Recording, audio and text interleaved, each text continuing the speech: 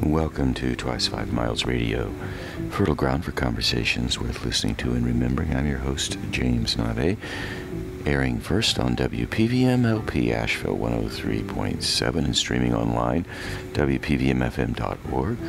The Voice of Asheville, heard all over the world, and on other community radio stations like KCEI, Cultural Energy Radio out of Taos, New Mexico.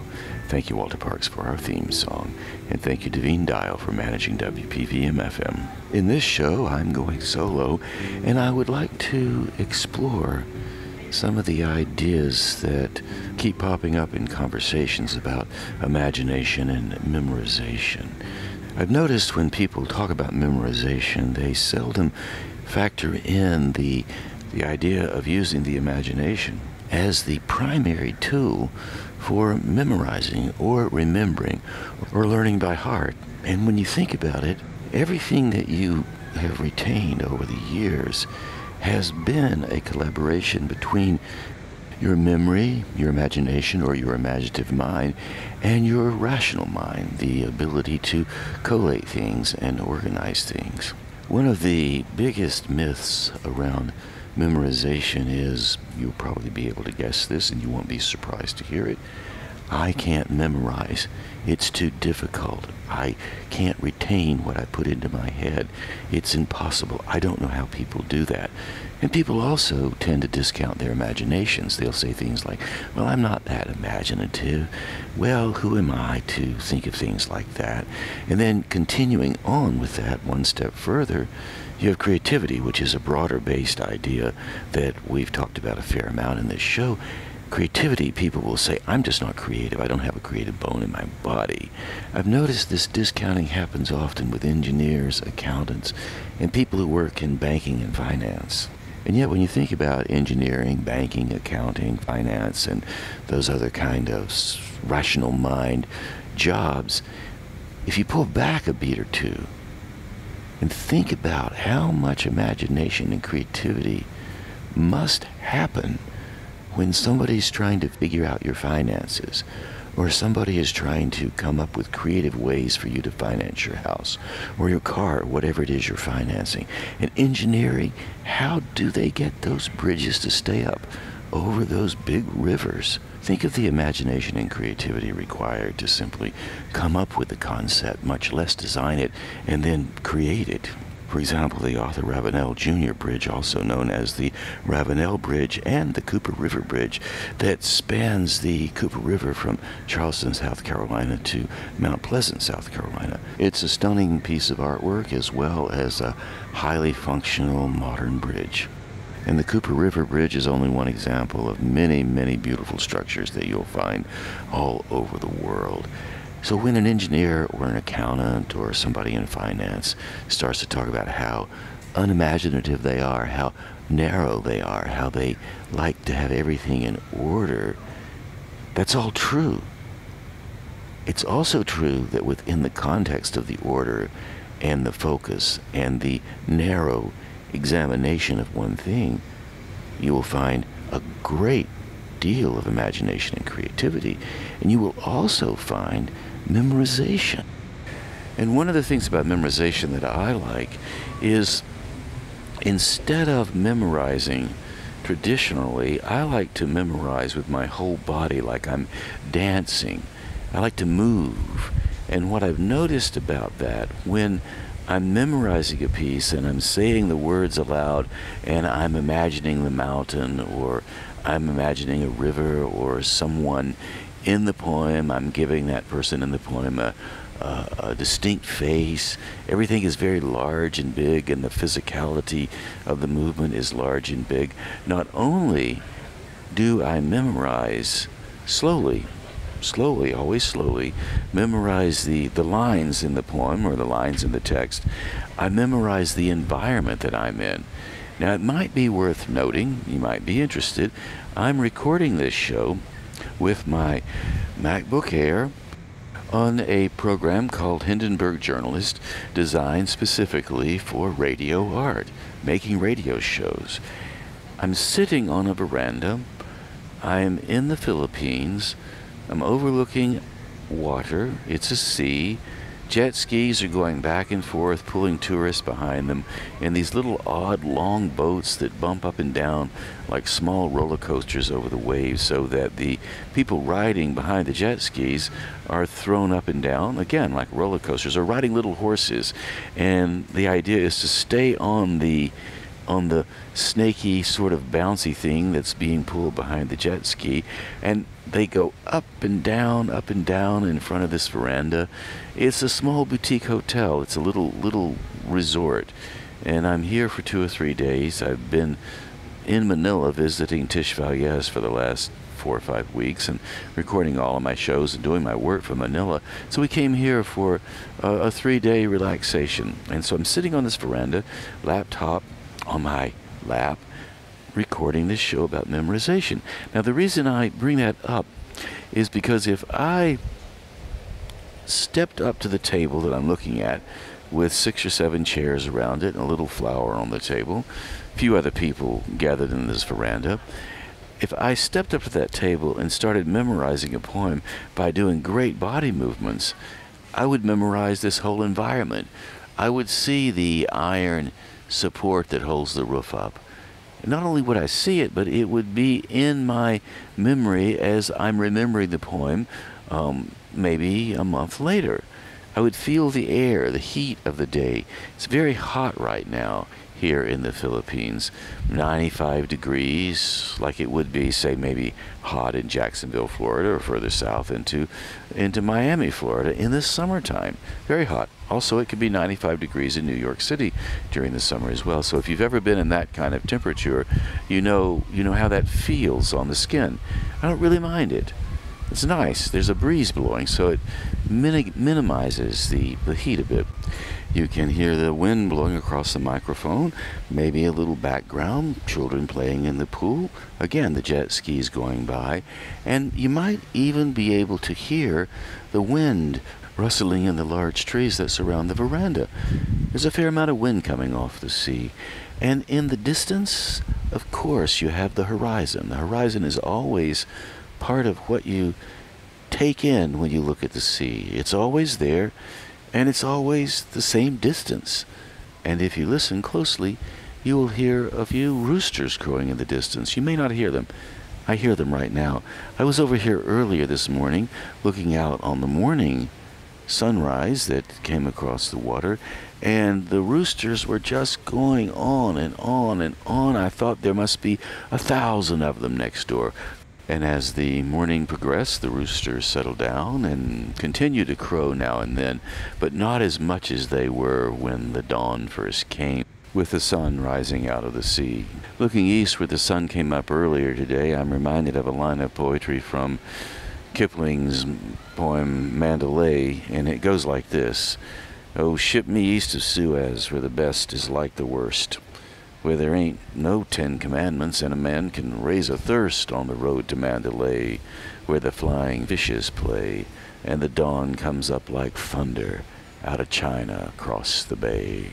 I've always liked the idea of the dawn coming up like thunder, boom, and it's there. And that's actually what happens here in this part of the world. In North America, we have a long sunset and a long sunrise. In the Philippines, it's a much shorter proposition. It's night, and then it's day. The dawn does come fast here, and that's because we're closer to the equator, and there's just not as much movement in the earth. Somehow, it happens like that. I don't know the science behind it, but I do know it's dark, and then suddenly it's light, and you have a little bit of a sunrise, a little bit of the dawn coming up, the dawn cracking over the sea, but not much. Suddenly it's there, the sun's up, and it's daytime. So how do you tie the description that I just gave you into a strategy that would help you memorize? Think about it like this. While you probably couldn't say back to me verbatim what I just said to you, you probably have an image in your head about what the sea looks like, about the trees, about how this veranda looks, how the jet skis look going back and forth, the little snaky thing that's going across the water with all the tourists riding it, hoping not to fall off. Lots and lots and lots of strong images. So you actually already have the narrative of my environment in your head. And of course, you don't see what I see. What you've done is you've imposed, and I mean this in the best sense of imposing something, you've imposed your own experience, your own imagery around the story that I was telling of getting up this morning, looking out on the sea, and all of the things that are going on with me right now. Your imagery, what you have in your head, and what I have in my head, what I'm still seeing right now, wind blowing in the trees, is very, very different. And yet, based on my description, you were able to take what I was describing and translate it, transform it, alchemize it really, into something that was familiar to you and expand it in your own imagination. So here we are, back to the idea of the imagination at work, and how the imagination, with very little effort, very little encouragement, will fill in the blanks. So this great image that you have in your head of an environment that is built around the cues I gave you is the fundamental, the foundational strategy for memorization. Right now you have no words. All you have is a scene. Now, why is that important? Because from that scene that you have built in your head, you can attach words to it. You can play around with the words in a poem and build a scene around the words. And once you build a scene, it becomes a lot easier to memorize. Or if you work with a poem and play around with the words within the context of a scene, like this veranda that I'm sitting on now, you will also find that you will be less worried with how fast you get it, or do you get it right, or how much you can remember right away. You will flow more into the ease of just letting the learning by heart process, the memorization process, happen. So why would memorizing something have value for you? Why would you want to even take the time to do it? So here are a few benefits that you can get from memorizing. First thing that you get is exercise. Your brain really enjoys taking this kind of information and processing it. I say your brain, but really your whole body enjoys it. It engages your entire system. It engages your imagination, your curiosity, your intellect, your psychology, the deeper things that are inside of you. It allows you to ponder existential questions. It also gives you a chance to expand the visions that you have, almost like the dream visions that you have, except you are awake and you can craft almost like little movies in your imagination as you're working with one or two phrases. Playing around with memorization requires no education level. If you're in the first grade, you can do it. If you're 97 years old, you can do it. And of course, the reason why it doesn't matter how old you are or what your education level is, memorization is something that we do all the time. It's really how we survive, taking in information, remembering it, and then putting it together in different combinations to use it as we need to use it as we move through our lives. That's memorization from the broad point of view. I'm now thinking about a little bit more narrow path with memorization, which is one bit of written material that you take in. Now that's going to be very different than, say, for example, memorizing an address. If you move into a new place, you likely will memorize the address. Why? Well, you want to make your way back home. So if you know the address of the location you just moved into, it will come in handy to know it on many different occasions. Here's something that's interesting for me, and this may be something that you've experienced as well. When I really need to know something, like for example, an address or a number, I generally have no trouble memorizing it. I will remember it fairly fast. Why? Because like in the case of an address, you'll use it over and over and you'll do it very soon. And it's important because it's your location. It's where you will find yourself sleeping and eating and dreaming and being alive. Maybe even in this place that you now have as an address, you'll memorize a piece of prose or a poem or, who knows, a song around the kitchen table. And another reason to memorize, it makes you feel good. You can have a little bit of fun with it. So on that note, let's do a little memorization workshop right now. So here's the first thing you need to know. In order to become a successful memorizer, you have to keep in mind that short equals success.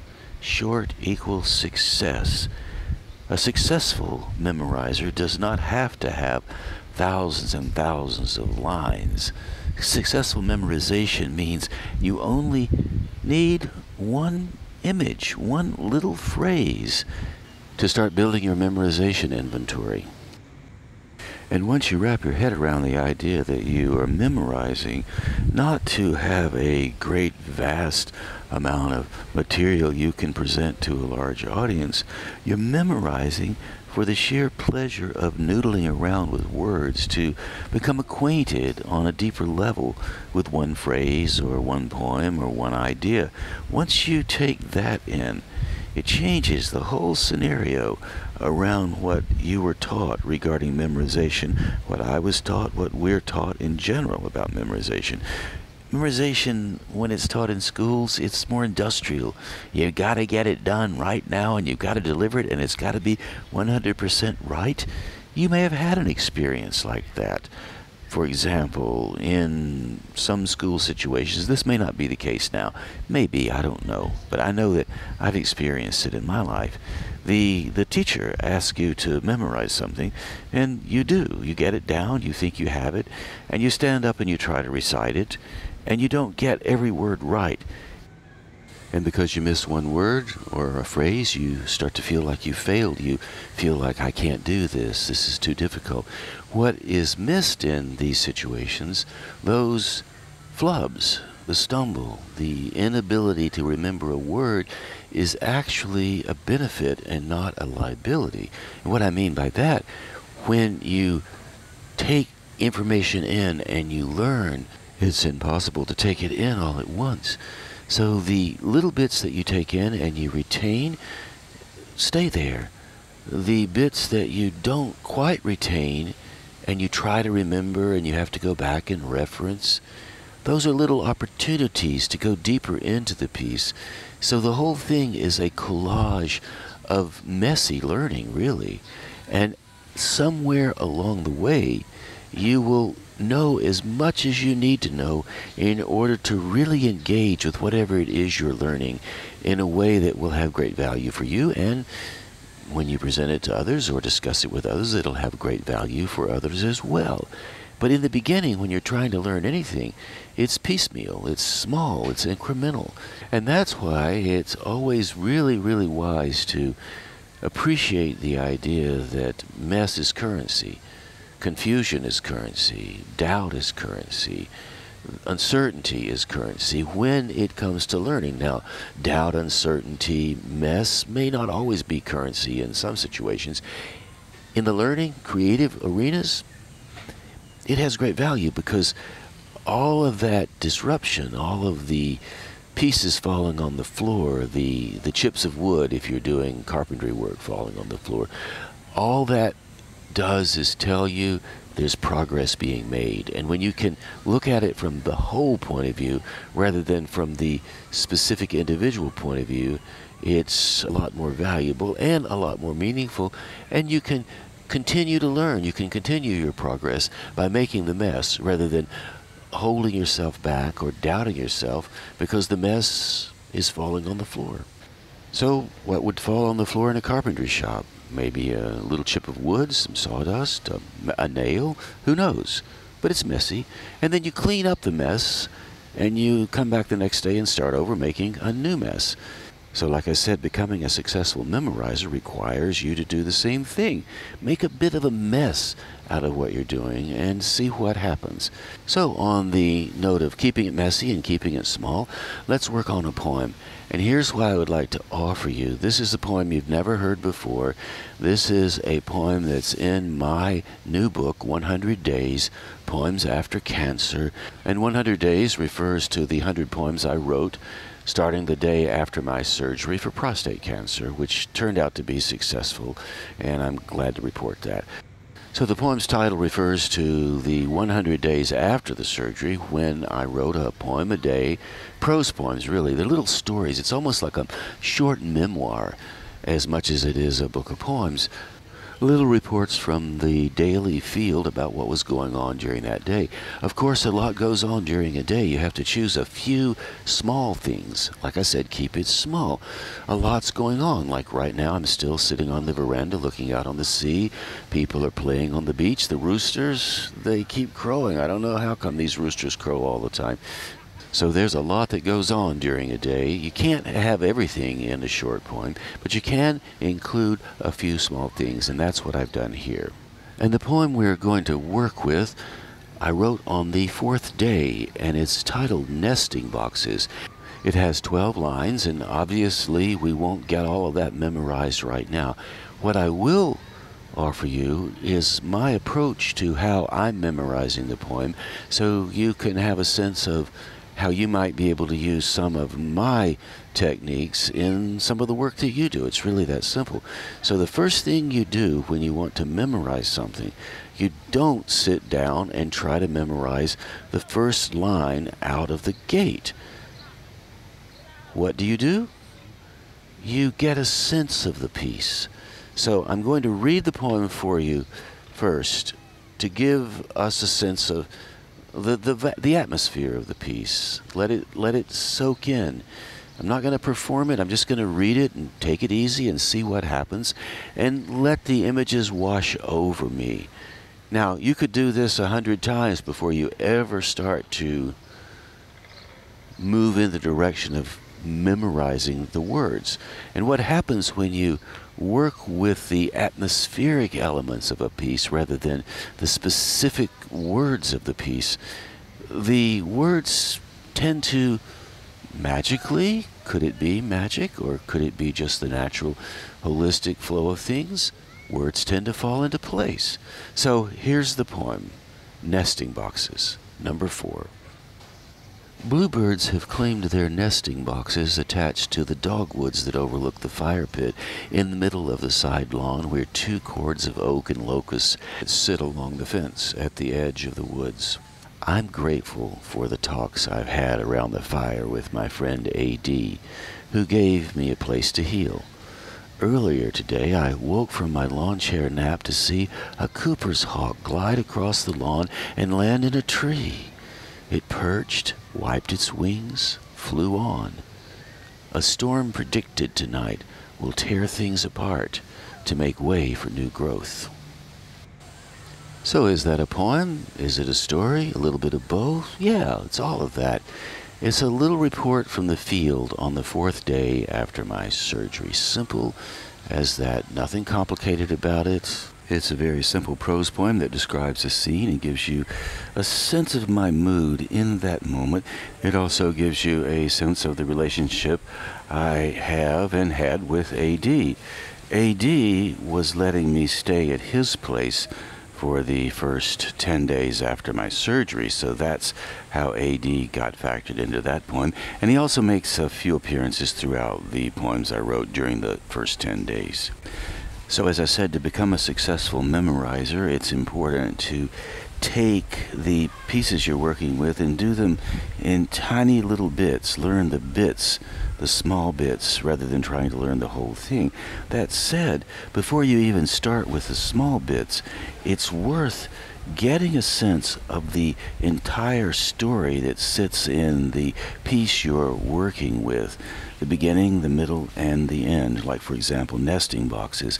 It opens with the scene of the Bluebirds overlooking the fire pit where my friend A.D. and I talk. So you know that we have a country scene. You know it's likely springtime because the bluebirds are claiming their nesting boxes. And then the scene shifts from the bluebirds in the fire pit and me having a conversation with AD. That scene shifts to me sleeping earlier in the day in a lawn chair. And then the last bit of it, a hawk flies by. A Cooper's hawk lands in a tree and then flies on. If you know the narrative of the poem, like I do, or the story, and you can tell it in your own words, that's the beginning, that's the launch point for becoming a successful memorizer. Once you have the story down, then you can add the words that have been written to fit into the story. Coming back to the veranda that I'm sitting on as I record this, I've already described it for you. So now you have a second scene, the description of AD's yard and the fire pit and the Cooper's hawk flying by. Two very different environments. What they both have in common is the fact that I was able to work up a storytelling, told narrative about both environments. Now, I am on the porch veranda here, looking out on the sea.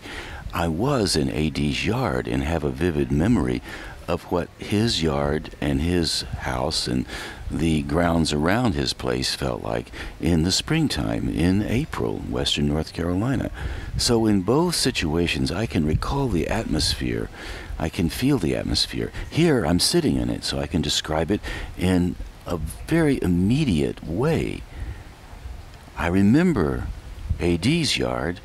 Also, the immediacy emerges as well, along with the words that we're now working with, the bluebirds in the nesting box. So now we arrive at your first quiz. You didn't think you were going to be tested on this, did you? Well, here's the test. Name 3 elements in the piece I just read. 3 elements. Take a moment. Think about it. Do you have those in your head? What are they? You don't need to tell anybody, but just note if you can name 3 elements. I'll bet you can. I'll bet maybe nesting box, bluebirds. You might have said fire pit, maybe Cooper's hawk. An element would be sleeping in the yard. 4 elements. Actually fairly easy for me to remember because I'm already working with the poem. And here's another thing I want you to know. This poem that I'm working with right now, I'm memorizing it currently. I don't actually have it fully memorized. It's one I'm working with, and I'm working with it as I'm recording this on the veranda here in the Philippines. So here's another note for becoming a successful memorizer. You can take as much time as you please working on something. I know we have a limited amount of time here, so I'm going through it rather fast. You can take a small piece, 12 lines, 14 lines, whatever it is, and go through it until you can just tell the story, no problem at all. And you can take, like I said, as much time as you want with that. The key to it is to keep working with it, keep imagining it, and the key is to allow yourself to let your imagination have as much free-form largesse as you possibly can. Make everything you imagine really, really big when you're working with a piece. And it's that large, wild, imaginative stuff that you can build inside your imagination that will start to create a relationship with the words and connect you emotionally as well. And we'll work with that idea of letting your imagination go large in just a moment. But first, let's go to the first line of the poem and the title. I'll bet you have a pretty good sense of what the title is, nesting boxes, and I suspect even though you might not have the first line word for word, you have a sense of it. The first line is this: bluebirds have claimed their nesting boxes. The reason you might have an easier time remembering the title and an easier time remembering the first line, nesting boxes, bluebirds have claimed their nesting boxes. Well, we've worked on it a little bit. You have a context that you're playing around with, and you also have already likely started to get a view of a bluebird. You've seen bluebirds before. You know what the bluebird looks like. And if you've never seen one in the wild, you've certainly seen a picture of a bluebird. And if you haven't done that, you can always go to YouTube and you can see hundreds of bluebirds claiming their nesting boxes. So it's really easy to get that first idea in place once you have the atmosphere, a little bit of context, and you know something about a bluebird. It's a lot more difficult to get that first line and the title in place if you take the text, sit down, look at the text, and try just to remember the words, bluebirds have claimed their nesting boxes, and do it over and over and over again. I will often reference that strategy because that's the strategy I used when I first started to memorize. I thought I was supposed to sit down and learn the words. It never occurred to me that the words would fall into place if I allowed myself to develop the sense of the circumstances that surround the words. It's a very different concept than just sitting there trying to get the words. So let's go back for a moment to the first line before we go on to the second line. You have a sense of bluebirds claiming their nesting boxes, and you could have a classic sense of it, the two small bluebirds coming to the nice little nesting box that's attached to a tree, and they hop in the nesting box, build their nest, and that's that. Or if you wanted to really blow it up in your imagination, imagine instead of tiny little bluebirds, imagine two gigantic bluebirds the size of trees wearing bluebird-type hats that are spewing flames as they fly through the woods and spot their nesting box, and they claim it by wrapping their wings around the nesting box and yelling to the top of their bluebird voices, "This nesting box belongs to us." Another way to look at it, even though the bluebirds are huge, large, like trees, maybe they still have small bluebird voices. "This nesting box belongs to us." Very different than the deep bluebird voices. But you get the point. You can do whatever you want when you let your imagination get bigger and bigger. Who knows where it'll go? But what it will do is, it will tie you emotionally to the line. Bluebirds have claimed their nesting boxes. So suddenly this line has more going on in it than just a line that opens a simple poem. You've got magnificent bluebirds with fire coming out of their hats, with great large wings that can wrap around all kinds of things. So here in this first line, we have accomplished the two essential elements of being a successful memorizer. One, keeping it small. Bluebirds have claimed their nesting boxes. And two, letting your imagination go as large as possible. And a third element you can put into the mix, and I recommend you do, is move around while you do this. Make a great proclamation. Bluebirds have claimed their nesting boxes. And you see the great bluebirds flying through the forest claiming their nesting boxes.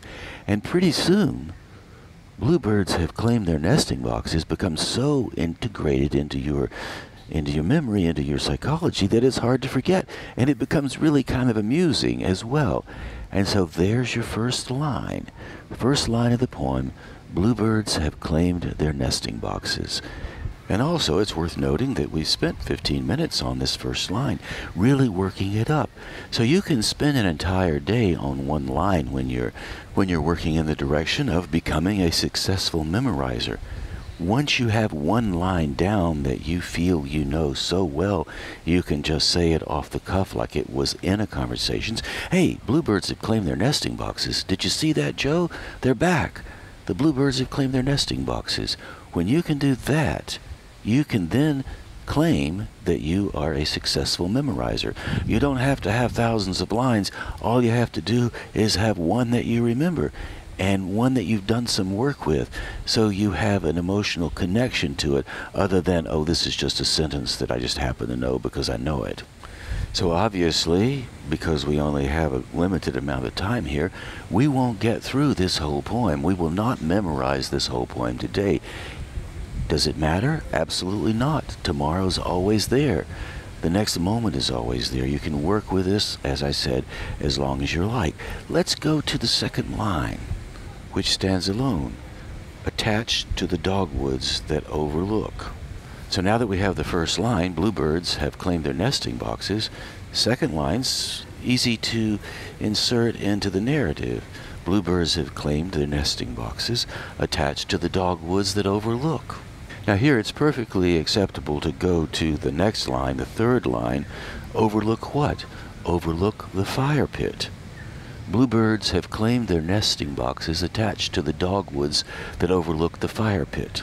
There's more to follow after the fire pit. For now, though, this is all we need to allow our imaginations to expand. So for this second line, let's move away from the literal and really allow our imaginations to expand, attached to the dogwoods that overlook. Now, in A.D.'s yard, the bluebird boxes that were attached to the dogwoods were small bluebird boxes attached to small dogwoods. Fine, works well in the piece. In the memorization process, when you say to your imagination, hey, let's go big, you can do a lot of things with that. We already have the two gigantic bluebirds with fire coming out of their hats. Well, what is a dogwood tree? If you look it up online, you'll see a dogwood tree is a rather small tree, but it really doesn't have anything to do with dogs. Dogwood. What does a dogwood tree mean? Well, if you are a tree lover and you want to identify the tree, you would know the field signs for a dogwood tree.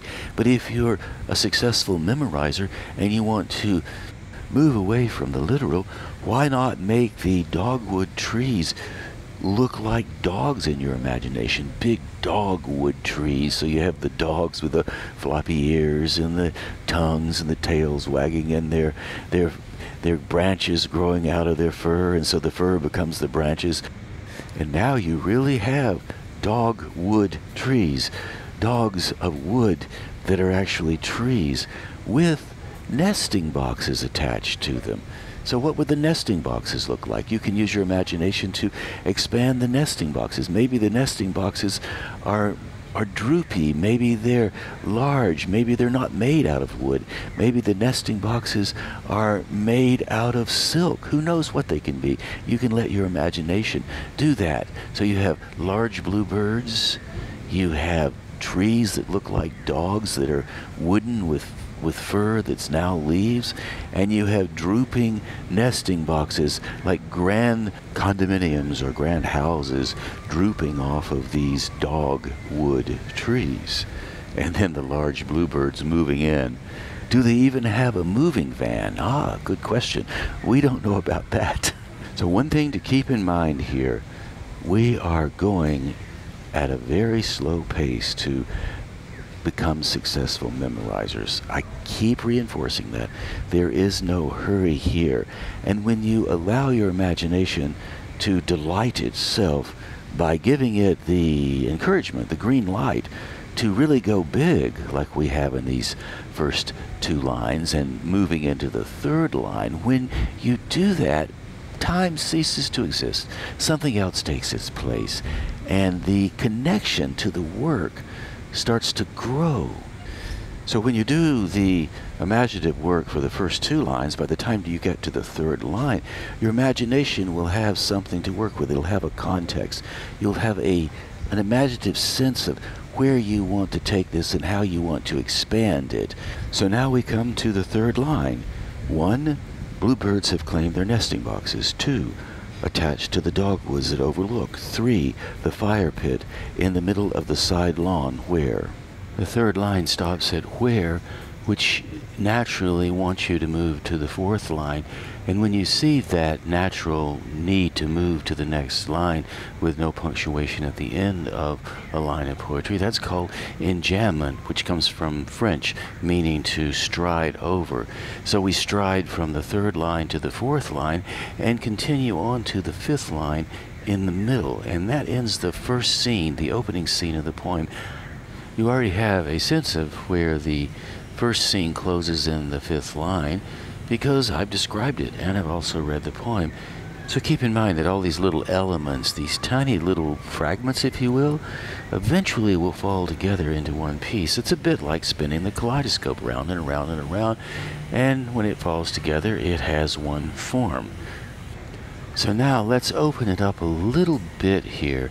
We're coming to the third line, and let's add the fourth line as well, and then go into the fifth line, so you can get a sense of how it starts to build. We started slowly with one image, the bluebirds, and then we built that out a bit.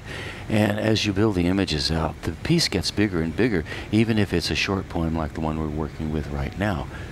And as you probably already figured out, we have just enough time to get through the first scene. So here's the first scene from the first line to the middle of the fifth line. Bluebirds have claimed their nesting boxes attached to the dogwoods that overlook the fire pit in the middle of the side lawn, where 2 cords of oak and locust sit along the fence at the edge of the woods. One of the beauties of memorization is once you learn the piece by heart, you can speak it out loud in the oral tradition like a storyteller. And as you memorize the piece, you will start to form ideas around how you're going to speak it out loud. I say this now because I just mentioned enjambment and how you naturally stride to the next line. So when you present your work from a storytelling point of view, orally, from the spoken word point of view, you can tweak it however you like. So just keep that in mind as you're memorizing the piece, and your understanding of it will change, it will grow, it will transform as you go along. And as you make those changes, you will begin to get a better sense of how you want to present the piece. Take it easy, go slow, go fast. You'll figure that out as you go along. So let's play around with that third line and put some big ideas in it, build it out a bit. So we have the bluebirds with the fire and the crazy hats, and we have the trees that have dogs, and they look the dogwoods, and now they're overlooking the fire pit in the middle of the side lawn. So the image I have in my head, I have the huge dogwoods standing high in the forest, and they're leaning over the fire pit, and they have big bulgy eyes that are looking down on this fire pit, and I have this huge fire raging in the middle of the lawn, and it's not raging like it's dangerous, it's raging like it's enthusiastic. Crackle, crackle, and I can hear the sounds and smell the smoke, and I can see the dogwoods, the dogs above the fire pit leaning over, and I'm sitting there by the fire pit, and I'm looking up from the side lawn. And now I'm picturing the lawn as I remember it. So I've expanded the dogwoods and the bluebirds and the huge fire, but I've kept the lawn with the same proportions. So I have this contrast between the roaring fire and AD's lawn, which is an easy bit of grass at the side of AD's house that extends to the woods. So now we have a working image of the third line. Huge fire, quiet lawn, big dogwoods with bulging eyes leaning over the fire. Keep in mind, when you build out the images like we're doing now in your head, your imagination will really stir up. It's excited. It loves stuff like this, the mess of it all. So you're going to naturally want to go right away into the fourth line. So what will happen is, as you break the pieces down into tiny increments and add imagery and thoughts about what does a fire pit look like, or how would you build a nesting box, or what a dogwood tree might look like, keep in mind, there's no exact way to do this. This is just the way that I go about it. And you might have a very different take on it. I would love to hear that. You can always reach out to me, Navé at jamesnave.com, and tell me how you do it. So now that we built the third line out with some strong images, the fire roaring in the middle of the side lawn, it's time to move on to the fourth line, and then to the end of this scene, which, as I said, stops in the middle of the fifth line with a period. So the fire pit in the middle of the side lawn, where 2 cords of oak and locust sit along the fence at the edge of the woods.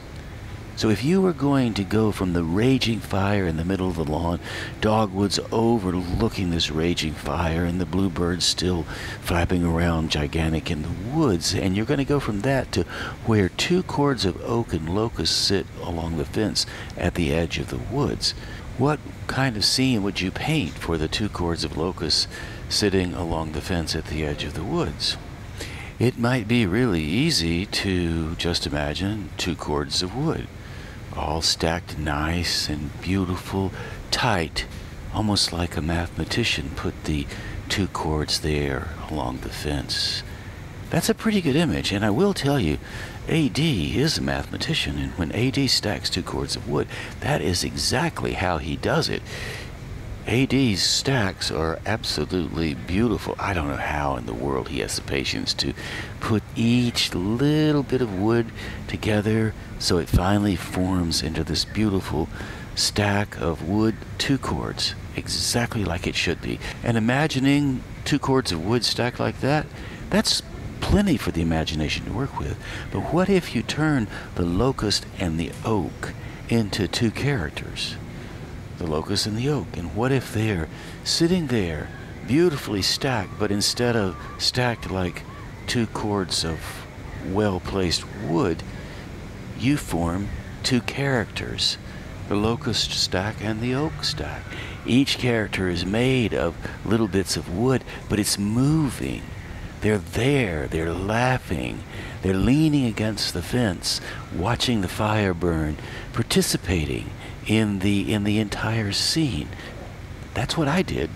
And once I did that, once I started to imagine what these characters would say, it was really interesting. I started to even come up with a dialogue between what locust and oak would say to each other if they were sitting along the fence. I mean, for example, they could have 2 different voices. Locust could have maybe a little bit of a higher voice, nasal. Well, hello, my name is Locust. Oak could have a lower, more melodic voice. Hello, my name is Oak, and I was once a tree. So you get the point there. You let your imagination do something with that image that's not as predictable as trying to imagine a beautiful cord of wood. So now we have the opening scene, and we have all of the elements in place, the large imaginative elements in place. The bluebirds, the box, the fire, the dogwoods, the locust and the oak having a conversation. All this is taking place in the first 5 lines, the very opening of the piece. Now here's the good news. When you do all this imaginative work, you don't really have to try to remember it. You just allow your imagination to create all these things, and stuff will fall into place. You will remember what you need to remember in the pace that you need to remember it in. I mean, in some ways, it's a bit like a good pot of soup. You put it on the stove, you cook it, you make it, you serve it, and then you put it in the refrigerator and let it sit for a day or 2, and you take it back out, and it's even better than it was the first day you served it. And that's the way this works. It's a bit like cooking. Once you get your imagination bubbling, it will do a lot of the work without any attention. Once you get your soup on, you just let it simmer until it's ready to go. Same thing with this kind of work. So now I'm going to go over the first lines, the first opening scene, and as I do, let your imagination play around however you please. My bluebirds won't be your bluebirds. Your nesting box will be different from mine. So here you go, the first 5 lines. Let your imagination play as it will. Bluebirds have claimed their nesting boxes attached to the dogwoods that overlook the fire pit in the middle of the side lawn, where 2 cords of oak and locust sit along the fence at the edge of the woods. Now, as I was saying all of that, I was imagining all of the things we've covered so far. And what happens when you allow that large imaginative work to come into the spoken word part of this, it disengages your self-consciousness. It opens up your fancy, and once that happens, you become amused, have a sense of humor about the thing. In short, it becomes good fun. We're getting close to the top of our time together, the top of the hour, so I'm not going to be able to do a full workup of the other half of this point. So what I'd like to do is just to review the whole thing, read it again, perform it again, and then maybe touch on a couple of things I did in the last part of it to fill out the imagery. So here we go, nesting boxes. Bluebirds have claimed their nesting boxes attached to the dogwoods that overlook the fire pit in the middle of the side lawn, where 2 cords of oak and locust sit along the fence at the edge of the woods. I'm grateful for the talks I've had around the fire with my friend A.D., who gave me a place to heal. Earlier today, I woke from my lawn chair nap to see a Cooper's hawk glide across the lawn and land in a tree. It perched, wiped its wings, flew on. A storm predicted tonight will tear things apart to make way for new growth. It only took me 48 seconds to read this poem. This one is really short, and yet we've spent almost 40 minutes working on just the first 3 lines. Here we are back to the slow movement that happens when you memorize. But in that slowness comes the speed of the imagination as it revs up. So in the second half, I've done as much imaginative work as I've done in the first half. So here's an example of what I mean about blowing things up. I'm sitting in the lawn chair, and I wake from my nap, and I see the Cooper's hawk glide across the yard. Now that actually happened, and I'm a bird watcher, and I know how to identify most of the common birds you would see in your front lawn, and some occasionally flying through, like the Cooper's hawk. So I wake up from my nap, and I see this Cooper's hawk. It's gliding across the yard. It lands in a tree at the edge of the woods and wipes its wings, moves a little bit, and then flies on. And then at the end of the poem I say, a storm predicted tonight will tear things apart to make way for more growth. So like the two cords of wood which I had turned into two different characters, I turned the Cooper's hawk into a character as well. A mechanical bird, a large mechanical bird, like a transformer bird, coming across the lawn. So at first in my mind I see the Cooper's hawk. It's just a hawk with feathers flying quietly across the lawn on an afternoon.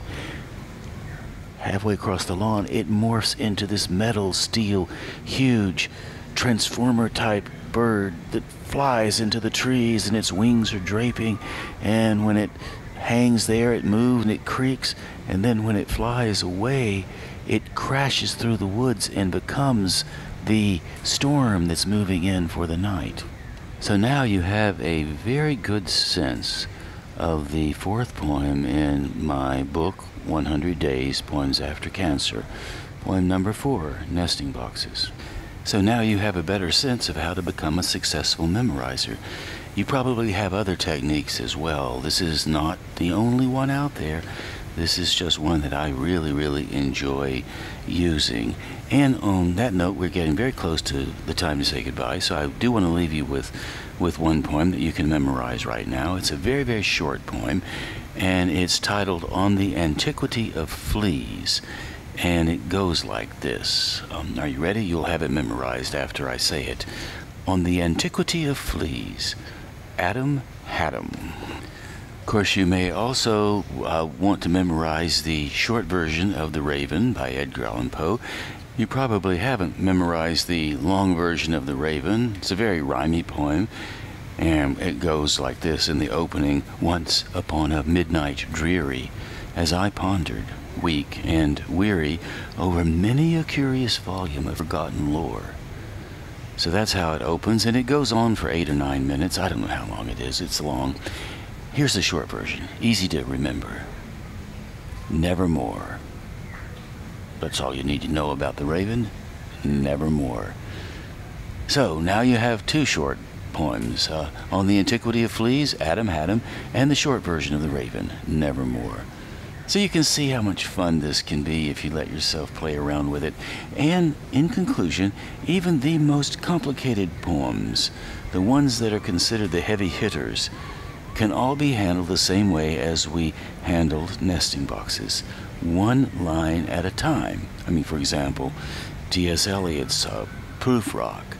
Let us go then, you and I, when the evening is spread out against the sky, like a patient etherized upon a table. Let us go through certain half-deserted streets, the muttering retreats of restless nights in one-night cheap hotels, and sawdust restaurants with oyster shells. So, already it's really complicated, but if you want to know the first line of the love song of J. Alfred Prufrock, the first beat, the first thought, the first image of this poem, all you have to remember is, it's an invitation. Let us go then. That's it. Let us go then. And if you want to add on, let us go then, you and I. So in some ways, no matter how long or short the poem is, all poetry is a bit invitational. It does ask us to go somewhere, and that's what we've done here in this time together. We've gone somewhere.